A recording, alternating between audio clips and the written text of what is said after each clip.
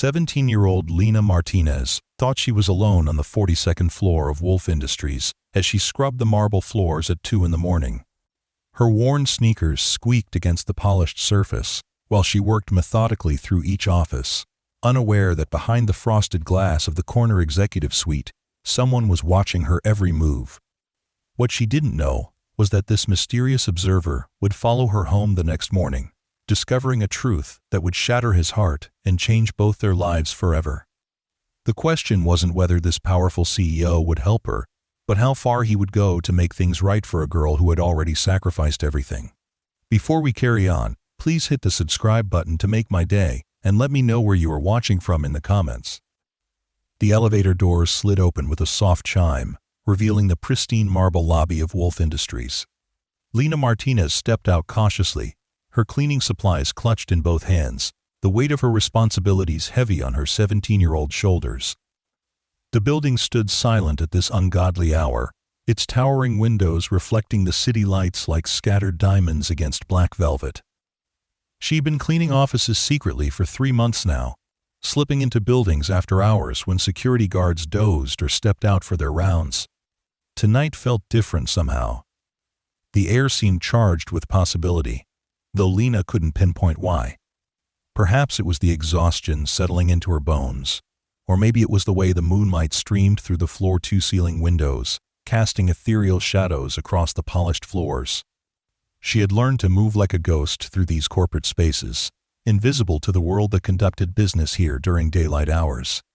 Her fingers traced the edges of her cleaning cart as she made her way toward the elevators that would take her to the upper floors. The building directory indicated that Wolf Industries occupied floors 38 through 45, with the executive offices on the top floor. She had researched the company thoroughly before accepting this unofficial position, learning that it was one of the city's most successful investment firms, founded and led by a mysterious CEO who rarely appeared in public. Photographs. The elevator ride to the 42nd floor felt eternal. Lina watched the numbers climb steadily, each digit representing another step away from the street level where real life happened. Up here, in this rarefied air of corporate success, decisions were made that affected thousands of lives, fortunes were built and lost, and power flowed like an invisible current through every conversation and handshake. When the doors opened, she was greeted by an expanse of gleaming marble and glass that took her breath away. The reception area featured a curved desk made of dark wood that probably cost more than her family's monthly rent, surrounded by leather chairs that looked like they had never been sat in. Abstract paintings hung on the walls, their bold strokes and vibrant colors seeming to pulse with creative energy, even in the dim lighting. Lina began her work methodically, starting with the reception area and working her way through the maze of offices and conference rooms. Each space told a story of success and ambition, from the mahogany-paneled meeting rooms with their enormous conference tables to the individual offices with their panoramic city views. She dusted every surface with careful attention, vacuumed every carpet with precision, and polished every piece of glass until it sparkled. As she worked, her mind wandered to the reason she was here, scrubbing floors and emptying trash cans when she should have been home studying for her advanced placement exams. Miguel, her younger brother, had been battling leukemia for 8 months now. The medical bills had consumed their family's savings and then some, forcing their mother to work double shifts at the hospital where she cleaned patient rooms during the day. The irony wasn't lost on Lina that both she and her mother spent their days cleaning up after other people, trying to make enough money to keep Miguel alive. The oncologist had been cautiously optimistic during their last visit, suggesting that Miguel's white blood cell counts were beginning to stabilize. But the treatments were expensive, and their insurance covered only a fraction of the costs. Every dollar Lina earned during these midnight cleaning sessions went directly toward Miguel's medication and doctor visits. She had calculated that if she could maintain this schedule for another 6 months, they might be able to catch up on their debts and perhaps even afford some of the experimental treatments the specialist had mentioned. Her thoughts were interrupted by the soft sound of a door closing somewhere in the distance. Lina froze, her heart hammering against her ribs as she listened intently for any sign of another presence in the building. The security guard wasn't supposed to make his rounds on this floor until 4 in the morning, and she had timed her work carefully to avoid any encounters. She held her breath, straining to hear footsteps or voices, but the silence stretched on until she convinced herself it had been her imagination. 43 floors above the bustling city streets, in the penthouse executive suite of Wolf Industries, Grayson Wolf sat behind his desk reviewing quarterly reports when he heard the distinctive sound of a beret vacuum cleaner humming in the distance. He glanced at his Rolex, noting that it was nearly 2:30 in the morning. The cleaning crew wasn't scheduled to arrive until the weekend, and his assistant had mentioned nothing about any special arrangements for tonight. Curiosity got the better of him as he rose from his leather chair and moved quietly toward his office door. Through the frosted glass panels, he could see a figure moving methodically through the outer offices, working with a dedication that seemed almost reverent. He opened his door just wide enough to observe without being detected, watching as a young woman, barely more than a girl, cleaned each surface with meticulous care. What struck him most wasn't just her youth, but the way she approached her work. There was no rushing, no cutting corners, no evidence of the half-hearted effort he had come to expect from most service providers. She treated each desk, each chair, each piece of artwork as though it mattered deeply to her. Her movements were graceful despite her obvious fatigue, and there was something almost meditative about the way she went about her tasks. Grayson found himself transfixed, watching as she carefully arranged the items on each desk after dusting them, ensuring that everything was positioned exactly as she had found it. When she reached the conference room with its massive table that could seat 20 people, she didn't simply run the cloth across its surface. Instead, she moved around it systematically, polishing each section until the wood gleamed like a mirror under the overhead lights. He had built his fortune by reading people, by understanding their motivations and desires, by recognizing talent and dedication when he saw it. What he observed in this young woman was something rare in his world, something that couldn't be bought or manufactured. She possessed an innate sense of pride in her work, a commitment to excellence that had nothing to do with recognition or reward. She was cleaning these offices as though her life depended on it, and perhaps, Grayson realized, it did. As the night wore on, he found himself unable to return to his financial reports. Instead, he remained at his post by the door, watching as she made her way through each department with the same unwavering attention to detail. When she reached the marketing department, she spent extra time straightening the creative displays and ensuring that the presentation boards were perfectly aligned. In the accounting department, she was careful not to disturb any of the carefully organized paperwork, dusting around documents and files with the precision of someone who understood the importance of not disrupting other people's work. It was nearly 4 in the morning when she finally reached the executive floor where Grayson's office was located. He retreated deeper into his suite, leaving only a crack in the door through which he could continue his observation. She approached the area with the same methodical care she had shown throughout the building, but he noticed something different in her demeanor. There was a sense of awe in her movements, as though she understood the significance of these particular offices. She spent considerable time in the outer reception area, polishing the marble surfaces until they gleamed like liquid stone. When she moved to the assistant's desk, she was careful not to disturb the neat stacks of correspondence and appointment books, working around them with the skill of someone who had learned to be invisible in other people's spaces. As she worked, Lina found herself wondering about the people who occupied these offices during the day. What kind of decisions were made in that enormous conference room? What deals were negotiated across those polished desks? What dreams were pursued and fortunes built within these walls? The executive floor felt different from the rest of the building, charged with an energy that spoke of power and influence beyond her comprehension. She approached the corner office with particular reverence, noting the nameplate beside the door that read, Grayson Wolf, Chief Executive Officer. The frosted glass panels prevented her from seeing inside, but she could sense that this was the nerve center of the entire operation. She cleaned the area around the door with extra care, ensuring that every surface was spotless and every detail was perfect. Inside his office, Grayson watched as she worked just outside his door, close enough that he could have reached out and touched her if not for the glass barrier between them. Up close, he could see the exhaustion etched in the lines around her young eyes, the way her shoulders sagged with fatigue even as she continued her meticulous work. Her clothes were clean but worn, obviously well cared for despite their age, and her shoes had been re-soled more than once. There was something heartbreaking about her determination, something that reminded him of his own younger self when he had worked multiple jobs to put himself through business school. But there was also something troubling about seeing someone so young working so hard at such an ungodly hour.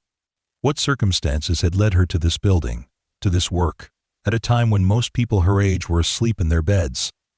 As dawn began to break over the city, painting the sky in shades of gold and pink, Lina finally completed her work.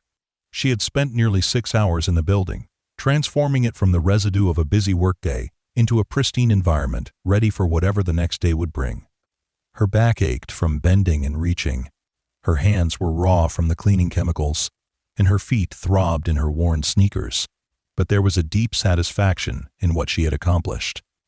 She packed her supplies carefully, making sure everything was accounted for and properly stored.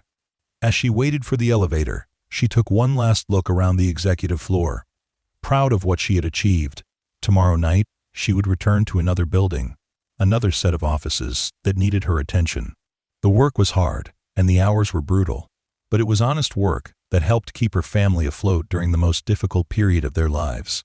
The elevator descended slowly, carrying her away from the rarefied world of corporate success, back to the reality of her own life.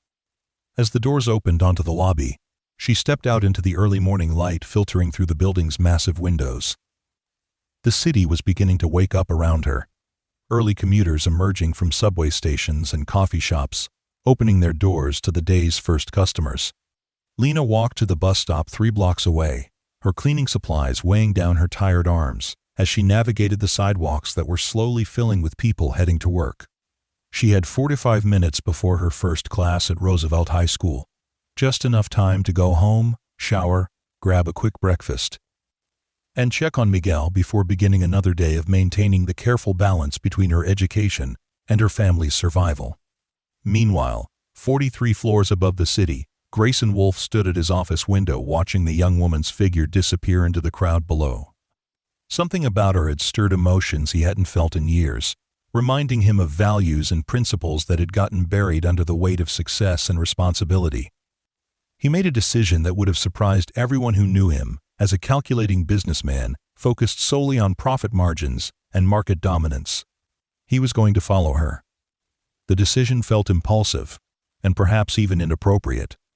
But Grayson couldn't shake the feeling that he had witnessed something significant during the night. This young woman represented something pure in a world that had grown increasingly cynical around him. He needed to understand her story, to learn what drove her to work so hard, with such dedication, and perhaps to find a way to help her if help was needed. He gathered his coat and briefcase, taking the executive elevator down to the parking garage where his silver Bentley waited in its reserved space. The morning traffic was beginning to build as he pulled out onto the street, following the route he had seen the young woman take toward the bus stop. He had to drive slowly to avoid overtaking the bus when it finally arrived, positioning himself several cars back as it made its way through the city's maze of streets and intersections. The bus route took them through neighborhoods that grew progressively less affluent as they moved away from the business district. The gleaming towers of downtown gave way to older apartment buildings and small businesses, the sidewalks becoming more cracked and the storefronts showing signs of age and economic struggle. Grayson realized he was traveling through parts of the city he rarely saw, areas that existed in a completely different economic reality from his usual haunts. When the bus finally stopped at a corner near what appeared to be a low-income housing complex, he watched as the young woman stepped off and walked toward a building that had seen better days. The brick facade was faded and stained, several windows were boarded up, and the small courtyard was littered with debris. It was the kind of place that most people in his social circle would drive past without a second glance, but Grayson found himself parking across the street and watching as she climbed the concrete steps to the entrance. He waited in his car for nearly an hour, wrestling with the appropriateness of what he was doing while simultaneously being unable to drive away. The contrast between the pristine offices she had spent the night cleaning and the deteriorating building she called home was stark and troubling. What kind of circumstances had led someone so young to take on such responsibility? What family situation required her to work through the night and still maintain her studies during the day? His questions were answered when he saw her emerge from the building 2 hours later, walking quickly toward what appeared to be a high school several blocks away. She had changed clothes and was carrying a backpack, transforming herself from the night janitor into a typical student. But even from a distance, he could see the exhaustion in her posture, the way she moved with the careful economy of someone who was running on empty but couldn't afford to slow down. That afternoon, Grayson found himself unable to concentrate on the merger documents that demanded his attention. His mind kept returning to the image of the young woman methodically cleaning his offices, treating each task with a level of care and respect that he rarely encountered even among his highly paid executives. He had built his company on the principle of recognizing and rewarding excellence, but what he had witnessed the night before transcended mere professional competence. He called his assistant into his office, a sharp and efficient woman named Patricia, who had been with the company for 15 years and knew how to handle unusual requests without asking too many questions. "Patricia, I need you to make some discreet inquiries about the cleaning service that was in the building last night," he said, leaning back in his leather chair. "Sir, we don't have a cleaning service scheduled for weeknights," Patricia replied, consulting her tablet. "The regular crew comes in on weekends, and there are no special arrangements noted in the building management contract." This information confirmed what Grayson had suspected. The young woman had been working without official authorization, somehow gaining access to the building and cleaning the offices on her own initiative. The security implications were concerning, but what impressed him more was the entrepreneurial spirit and sheer determination required to create such an opportunity for herself. "I want you to contact building security and get me the footage from last night," he continued. "Also, see what you can find out about how someone might gain access to the building after hours, without setting off any alarms." Patricia made notes on her tablet, her expression suggesting that she was accustomed to unusual requests from her boss, but found this one particularly intriguing. "Should I also contact the police, sir? If there was an unauthorized person in the building?" "No police," Grayson said quickly. "This is a private matter, and I want it handled discreetly. Just get me the information I requested." Over the next several days, Grayson found himself staying late at the office, hoping to encounter the mysterious cleaning woman again. But she didn't return, and he began to worry that his presence that first night had somehow frightened her away. The offices still received their regular weekend cleaning, but the level of care and attention was noticeably different from what he had observed that night. Meanwhile, Lina was dealing with a crisis at home that made her secret cleaning work impossible to continue. Miguel had developed a fever that wouldn't break, and their mother had taken him to the emergency room, where doctors were running tests to determine if his leukemia was progressing more rapidly than expected. The medical bills were mounting faster than ever, and Lina found herself working double shifts at a local diner while trying to maintain her grades and spend time with her brother. She thought often about the beautiful offices at Wolf Industries, remembering the satisfaction she had felt in bringing order and cleanliness to such an impressive space. But the risk of being caught had become too great, especially now, when her family needed her more than ever. She had been lucky to avoid security for as long as she did, and she couldn't afford to take chances that might result in legal problems or criminal charges. The breakthrough came when Patricia presented Grayson with the security footage from Crive. That night, 3 weeks earlier, the black and white images were grainy but clear enough to show the young woman's face as she worked her way through the building. More importantly, the timestamp revealed that she had spent nearly 6 hours completing her work, arriving well after midnight and leaving just as the morning shift was beginning to arrive. "Sir, I've also spoken with the night security supervisor," Patricia reported. "He remembers seeing a young woman in the lobby several times over the past few months, but assumed she was with the authorized cleaning crew. Apparently, she always had official-looking supplies and conducted herself professionally, so no one questioned her presence." Grayson studied the footage carefully, noting the same dedication and attention to detail he had observed firsthand. But he also noticed something else in the way she moved, a weariness that spoke of burdens far beyond her years. This wasn't someone looking for easy money or trying to cut corners in life. This was someone fighting for something much more important than personal gain. "Patricia, I want you to make some discreet inquiries in the neighborhood around Roosevelt High School," he said, making a decision that surprised even him.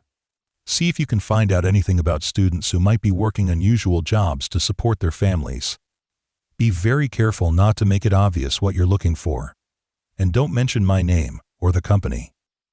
The investigation took several more days, but Patricia's network of contacts eventually yielded results.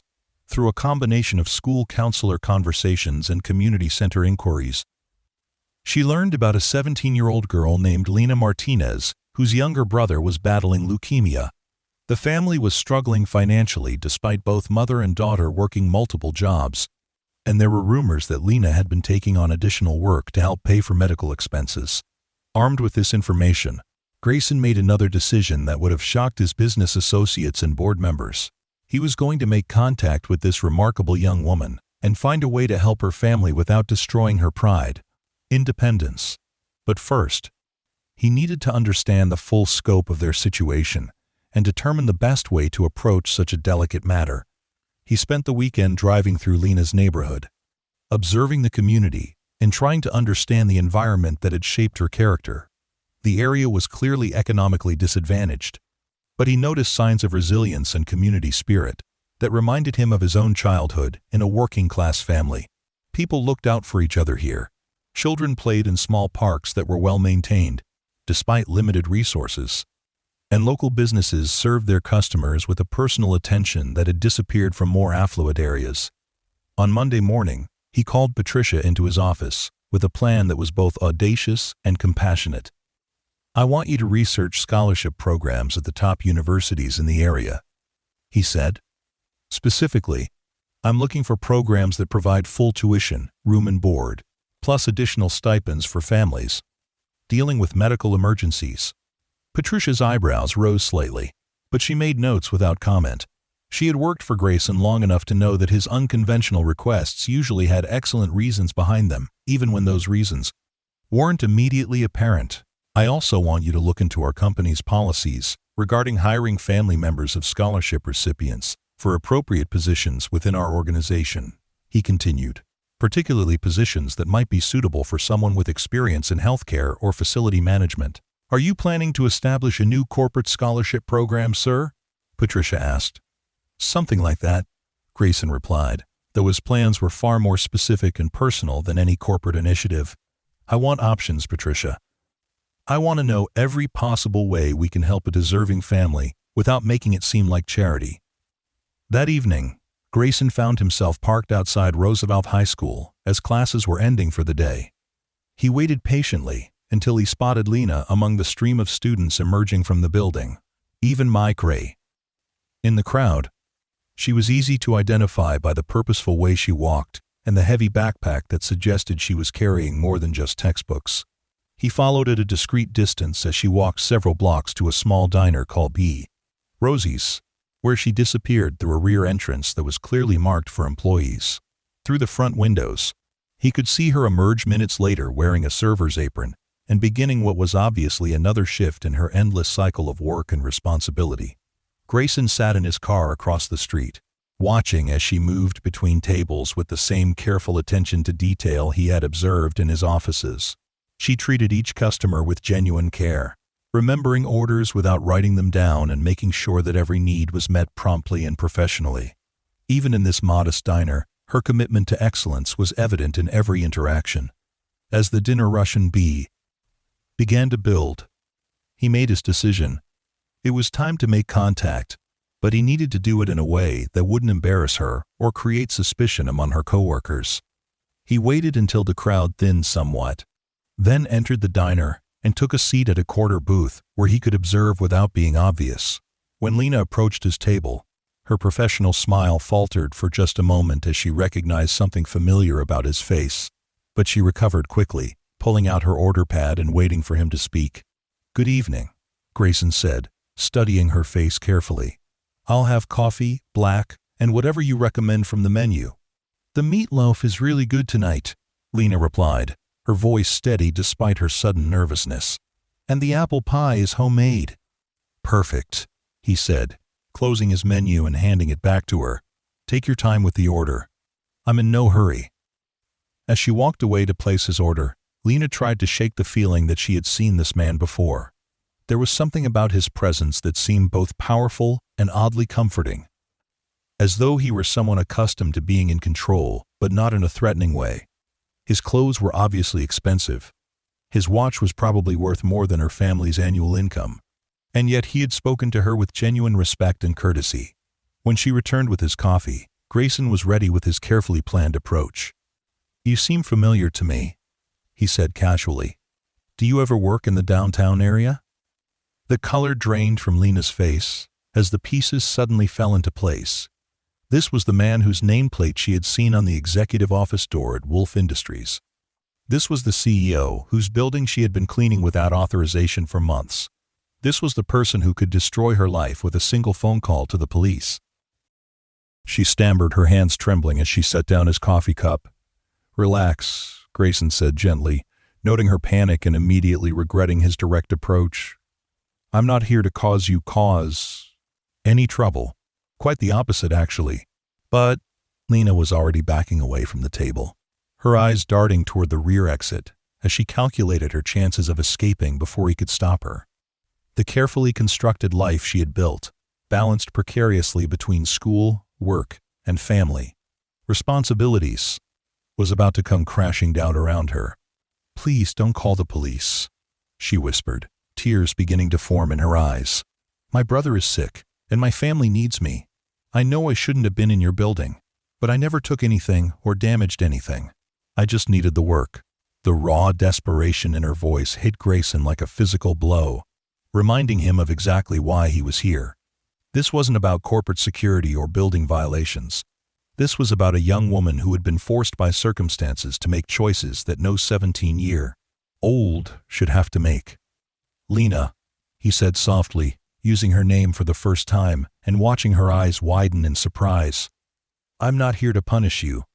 I'm here because I was impressed by your work, and I want to help." She stared at him in confusion, unable to process what he was saying. In her experience, powerful people didn't offer help to girls like her. They called security, pressed charges, and made examples out of people who crossed boundaries they weren't supposed to cross. "I don't understand," she said, glancing around the diner to make sure none of her coworkers were listening to their conversation. "Sit down for a moment," Grayson said, gesturing to the seat across from him. "Please, I know this is your workplace, but I think we need to have a conversation." Lina looked toward the kitchen, where the cook was busy with dinner orders, then at the clock on the wall that told her the evening rush was about to begin. She couldn't afford to lose this job, but she also couldn't afford to ignore a request from someone who obviously held her future in his hands. She slid into the booth across from him, her posture tense and ready to flee at the first sign of trouble. "3 weeks ago, I was working late in my office when I heard someone cleaning the building," Grayson began, choosing his words carefully. "I watched you work for several hours, and I was amazed by your dedication and attention to detail. In 30 years of business, I've rarely seen anyone approach their work with such care and pride." Lina listened in stunned silence as he continued. "I followed you home that morning because I wanted to understand what circumstances would lead someone so young to take on such responsibility. What I found was a family dealing with a medical crisis that would challenge anyone, regardless of age or resources." "You followed me home?" Lina asked, her voice barely above a whisper. "I know how that sounds," Grayson said quickly, "but I needed to understand your situation before I could figure out how to help. And I do want to help, Lina. Not as charity, but as an investment in someone who has already proven herself to be extraordinary." Before she could respond, the dinner rush began in earnest, and Lina was forced to return to her tables. For the next 2 hours, she served customers and took orders while trying to process the surreal conversation that had just taken place. The CEO of Wolf Industries, one of the most powerful men in the city, was sitting in Rosie's diner drinking coffee and claiming he wanted to help her family. It had to be some kind of trap or test. People like him didn't help people like her without expecting something in return. But as the evening wore on, and he remained in his booth, occasionally ordering more coffee, but mostly just reading papers from his briefcase, she began to wonder if he might actually be sincere. When her shift finally ended at 10 o'clock, Lina found herself sitting across from him again, this time by his specific request, and with the permission of her manager, who was obviously impressed by the presence of such a well-dressed customer. "I've spent the last few hours thinking about what you said," she began carefully, "and I still don't understand what you want from me." "I want to offer you a full scholarship to any university you choose," Grayson said without preamble. "Full tuition, room and board, plus a monthly stipend that should be sufficient to help your family with your brother's medical expenses." Lina stared at him, as though he had spoken in a foreign language. Scholarships like that didn't exist for girls from her neighborhood, especially not girls who had been caught breaking into office buildings. "In exchange for what?" she asked suspiciously. "Nothing," Grayson replied. "No strings attached, no obligations to my company, no requirement that you study any particular subject or pursue any specific career. The only requirement is that you continue to demonstrate the same dedication to excellence that I observed in my offices." "I don't believe you," Lina said flatly. "People don't just give away that kind of money to strangers." Grayson smiled at her directness, reminded once again of why she had impressed him so much. Even faced with what seemed like a miraculous opportunity, she was too intelligent and too experienced with disappointment to accept it at face value. "You're absolutely right to be skeptical," he said. "But I'm hoping you'll let me prove that this offer is genuine. I'd like to meet with you and your mother tomorrow evening to discuss the details and answer any questions you might have." "My mother works nights," Lina said automatically, then caught herself. She had no reason to share her family's schedule with this stranger, no matter how generous his claims might be. "Then perhaps we could meet during the day, or whenever would be convenient for your family," Grayson said. "The timing isn't important. What matters is that you understand this is a serious offer from someone who recognizes exceptional character when he sees it." Lina was quiet for a long moment, studying his face for any sign of deception or hidden agenda. What she saw was a man who seemed genuinely committed to helping her, though she still couldn't understand his motivations. "Why me?" she asked finally. "There are thousands of kids in this city who need help. Why would you choose someone who is essentially breaking into your building?" "Because character isn't about following rules when it's convenient," Grayson replied. "It's about doing what's right, even when no one is watching, even when you get no credit, even when the work is hard and thankless." "You didn't cut corners in those offices, Lina. You treated them as though they belonged to you, as though you took personal pride in making them perfect. That kind of integrity can't be taught or bought. It's either there or it isn't, and you have it in abundance."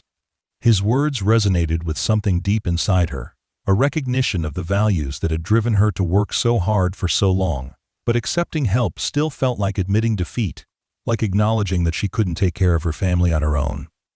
"I need to think about it," she said finally. "Of course," Grayson replied, reaching into his briefcase and pulling out a business card. "Take all the time you need. But Lina, I hope you'll remember that accepting help isn't a sign of weakness. Sometimes, it's the smartest and bravest thing you can do." That night, Lina walked home through the darkened streets of her neighborhood with Grayson's business card burning like a talisman in her pocket. The conversation felt like something out of a dream.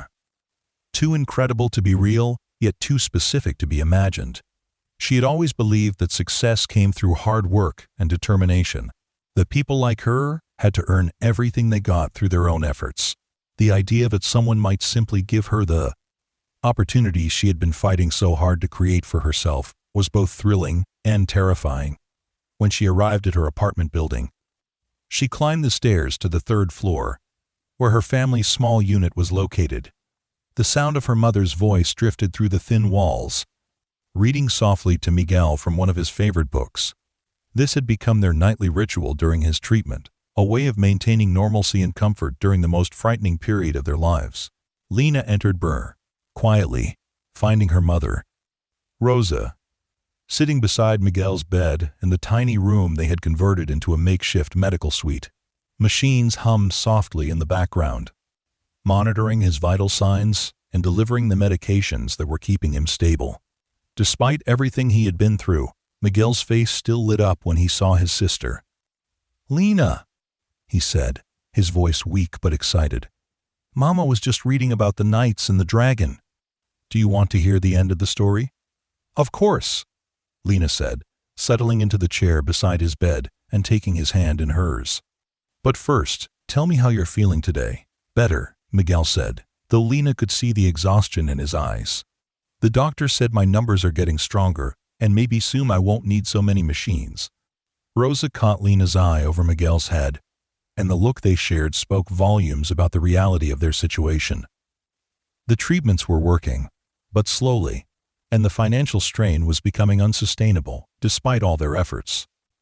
They had already borrowed against their future in ways that would take years to repay, assuming Miguel's recovery continued on its current trajectory. After Miguel fell asleep, Lina and her mother sat in their tiny kitchen, sharing a cup of tea and the comfortable silence that comes from facing challenges together. Rosa worked as hard as her daughter, cleaning hospital rooms during the day and caring for Miguel at night. But the stress was beginning to show in the lines around her eyes and the way her hands trembled when she thought no one was looking. Mama, Lina said carefully, I need to tell you about something that happened tonight. She recounted her conversation with Grayson Wolfe, watching her mother's expression shift from confusion to disbelief to cautious hope. Rosa had always been skeptical of offers that seemed too good to be true, having learned through hard experience that such offers usually came with hidden costs or unrealistic expectations. Mija, Rosa said, when Lina had finished her story. This sounds like a miracle, but miracles don't usually happen to families like ours. That's what I thought too, Lina replied. But Mama, what if it's real? What if this man really wants to help us without expecting anything in return? They talked long into the night, weighing the possibilities and risks, discussing what such an opportunity might mean for their family's future. Rosa had always dreamed of her daughter attending college, but those dreams had seemed increasingly impossible as their financial situation deteriorated. The idea that Lina might be able to pursue her education without sacrificing Miguel's medical care was almost too wonderful to contemplate. The next morning, Lina called the number on Grayson's business card, her hands shaking as she dialed. His assistant Patricia answered and, after a brief conversation, scheduled a meeting for that afternoon at a neutral location, a coffee shop downtown that was convenient for both families, but away from the intensity of corporate offices or medical facilities.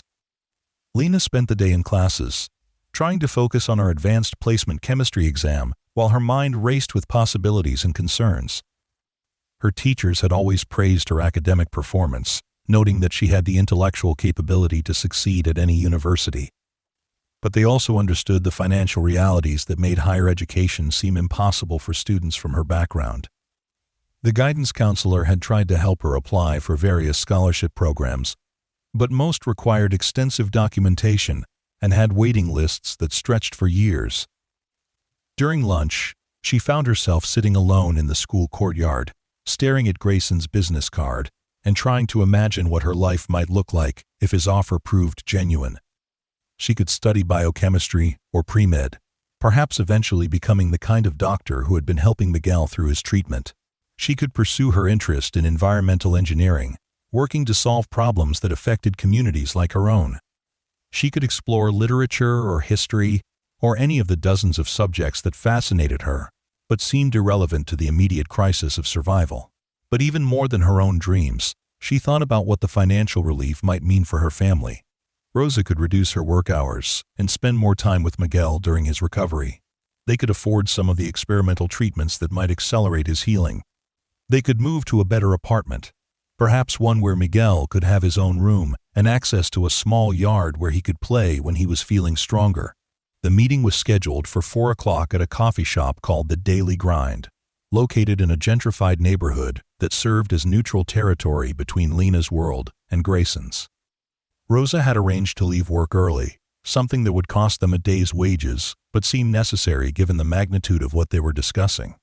When they arrived at the coffee shop, Lina immediately spotted Grayson sitting at a corner table, dressed more casually than he had been at the diner, but still unmistakably expensive in his appearance.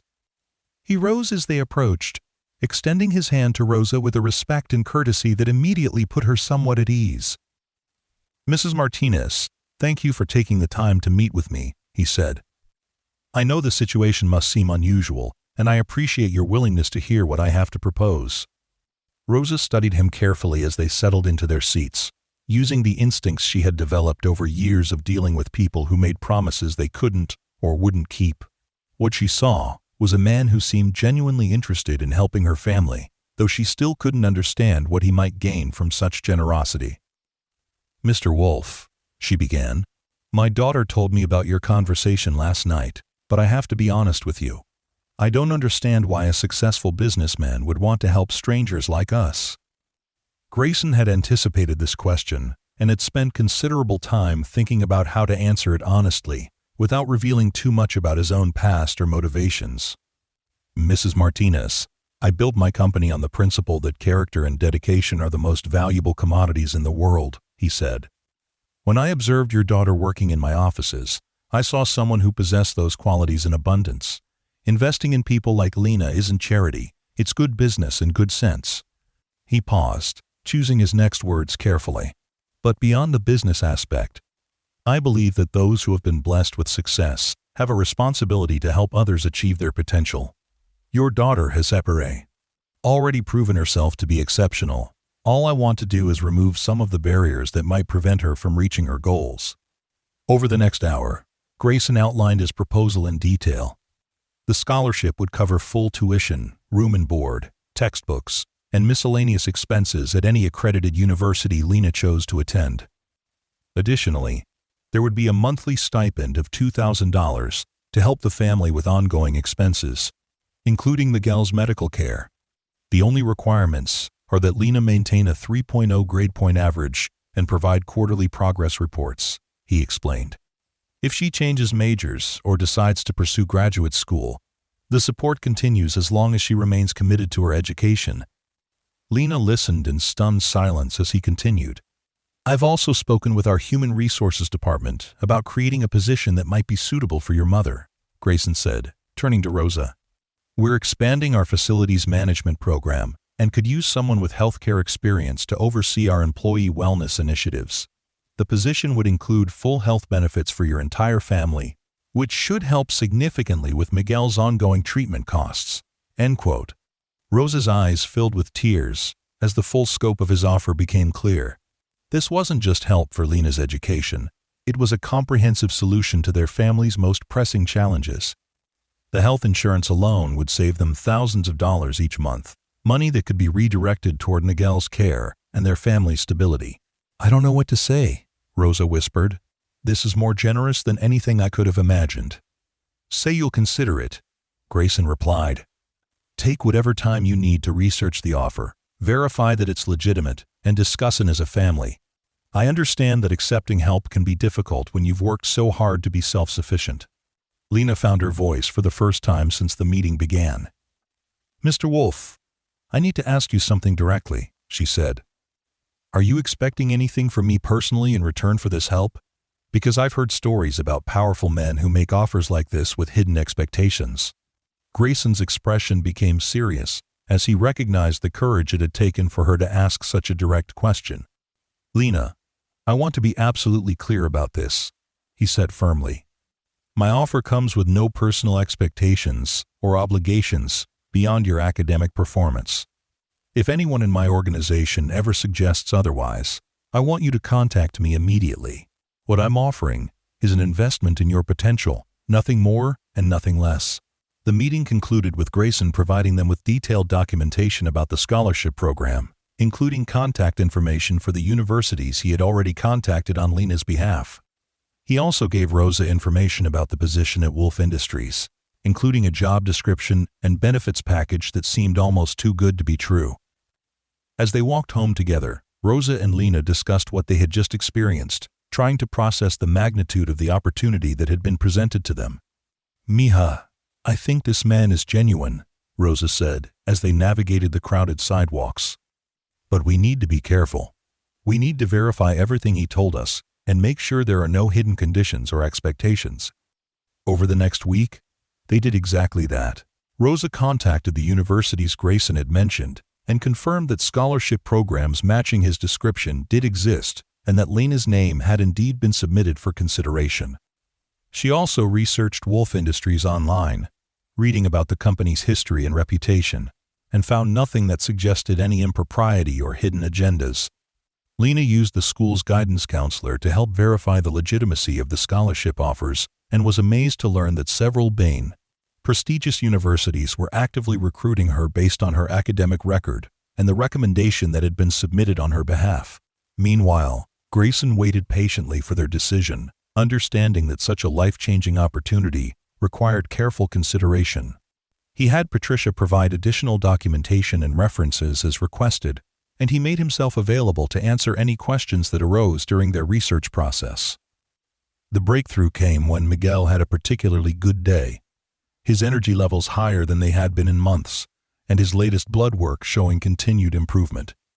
As Lina sat beside his bed that evening, helping him with a math worksheet his teacher had sent home, he looked up at her with the serious expression he sometimes wore when thinking about grown-up matters. "Lina, Mama told me about the man who wants to help you go to college," he said quietly. "I think you should say yes." "Why do you think that, little man?" Lina asked, setting aside the worksheet to give him her full attention. "Because you're really smart, and smart people should get to learn as much as they want," Miguel replied. "And because maybe if you become a doctor, you can help other kids like me get better faster." His words hit her like a revelation, crystallizing something she'd been struggling to understand about Grayson's offer. This wasn't just about her own dreams or her family's immediate needs. It was about the possibility of using her education to make a meaningful difference in the world, to help other families facing the same challenges they had endured. That night, she made her decision. The next morning, Lina called Patricia and asked to schedule another meeting with Grayson. This time, they met in his office at Wolf Industries, the same space she had cleaned so carefully months earlier. Sitting across from his massive desk, surrounded by the symbols of success and power, she felt the full weight of the opportunity he was offering. "Mr. Wolf, my family and I have discussed your offer extensively," she began, her voice steady despite her nervousness. "We've verified everything you told us, and we've talked about what accepting your help would mean for our future." Grayson waited patiently, understanding that this was a moment that would define the rest of her life. "We would like to accept your offer," Lina continued, "but with one condition." "What condition is that?" Grayson asked, intrigued by her negotiating instincts. "I want to work for your company during my summer breaks and winter vacations," she said. "Not because you require it, but because I want to contribute something meaningful in return for what you're giving us. I want to earn this opportunity, not just receive it." Grayson smiled, recognizing once again the character traits that had impressed him so much during their first encounter. "I think that can be arranged," he said. "We'll create an internship program that matches your academic focus and provides real-world experience in your chosen field." Over the following months, Lina's life transformed in ways she had never imagined possible. She was accepted to 3 prestigious universities, ultimately choosing a program that would allow her to pursue biochemistry with a focus on pediatric medicine. Rosa began working at Wolf Industries, thriving in her new role and earning enough to move the family to a better apartment with a yard where Miguel could play as his strength returned. Miguel's treatment continued successfully, his recovery accelerated by access to experimental therapies that were now covered by their improved insurance. The stress that had dominated their family life for so long gradually gave way to hope and optimism about the future. Lina's first day of college was both exciting and overwhelming, but she approached it with the same dedication and attention to detail that had characterized her night cleaning work. She threw herself into her studies, determined to prove worthy of the investment that had been made in her potential. During her first winter break, she returned to Wolf Industries for her internship, working in the company's research and development division on projects related to healthcare technology. Her insights and perspectives, shaped by her family's experience with the medical system, provided valuable input for products designed to improve patient care and accessibility. Years later, as Dr. Lina Martinez walked across the stage to receive her medical degree, she spotted Grayson Wolf in the audience, applauding along with Rosa and a healthy, energetic Miguel. The young woman who had once cleaned offices in secret to support her sick brother was now prepared to dedicate her life to healing others, armed with the education and opportunities that one man's recognition of her character, quote, had made possible. In her valedictorian speech, she spoke about the power of seeing potential in unexpected places and the responsibility that comes with success to lift others up. She talked about the importance of character, dedication, and the willingness to work hard even when no one is watching. And she thanked the man who had taught her that accepting help isn't a sign of weakness, but sometimes the bravest and smartest thing you can do. After the ceremony, as families gathered to celebrate their graduates, Grayson approached Lina and her family with a proposal that would complete the circle of their relationship. "Dr. Martinez," he said with a smile, "I have a position opening in our new medical research division. The role involves developing healthcare solutions for underserved communities, and I can't think of anyone better qualified for the position." Lina looked at Rosa and Miguel, then back at the man who had changed their lives with his recognition of her potential. "Mr. Wolf, I would be honored to accept," she said. "But I have one condition." "What's that?" he asked, amused by the echo of their earlier conversation. "I want to help you identify other young people like I was, people who are working hard but need someone to believe in them," she said. "I want to help you find the next person cleaning offices at night, not knowing that they have the potential to change the world." Grayson extended his hand to shake hers, sealing an agreement that would impact countless lives in the years to come. "Dr. Martinez, I think that's the best business proposition I've ever heard." As they shook hands, surrounded by the celebration of achievement and possibility, both understood that this was not an ending but a beginning. The young woman who had once worked in secret, invisible to the world around her, had become a force for positive change, ready to extend the same recognition and support to others who needed someone to see their potential boss. The story that had begun with a chance encounter between a CEO and a night cleaner had evolved into something much larger, a testament to the transformative power of recognizing excellence wherever it might be found and the responsibility that comes with the ability to change lives. In a world that often overlooks the struggles of the working poor, Grayson and Lina had created a model for how success could be shared, how character could be rewarded, and how one act of recognition could ripple outward to benefit entire communities. Their partnership would go on to establish scholarship programs, internship opportunities, and support systems for families dealing with medical crises, all built on the foundation of seeing potential in unexpected places and having the courage to invest in human character rather than conventional credentials. The 42nd floor of Wolf Industries would continue to gleam with the same pristine care it had received that first night. But now it served as the headquarters for an organization dedicated to finding and nurturing the next generation of leaders, regardless of their economic background or social circumstances. And somewhere in the city, another young person was probably working through the night, cleaning offices or stocking shelves or doing whatever was necessary to support their family, not knowing that someone might be watching, recognizing their dedication, and preparing to offer them the chance to transform their dreams into reality. The cycle of recognition, investment, and transformation would continue, ensuring that character and determination would always have a champion, and that the next Lina Martinez would not have to work alone in the darkness, invisible to a world that had not yet learned to see her potential.